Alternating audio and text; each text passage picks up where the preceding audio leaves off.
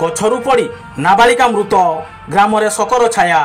ମୟୂରଭଞ୍ଜ ଜିଲ୍ଲା ଠାକୁରମୁଣ୍ଡା ଥାନା ହାତୀଗଡ଼ା ଗ୍ରାମ ପଞ୍ଚାୟତ ଅନ୍ତର୍ଗତ ରାଣୀଭୋଳ ଗ୍ରାମରେ ଗୋଟିଏ ନାବାଳିକା 15 ତାରିଖ ଶନିବାର ଆମ୍ବ ଗଛରୁ ପଡ଼ି ମୃତ୍ୟୁବରଣ କରିଥିବା ଜଣାପଡ଼ିଛି।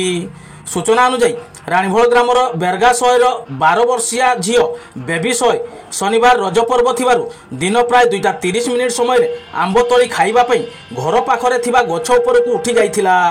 ଆମ୍ବ ଖସାଇବା ବେଳେ ଅସାବଧାନତା ହେତୁ ଗୋଡ଼ ଖସିଯିବାରୁ ବେବି ତଳେ ପଡ଼ି ଯାଇଥିଲା।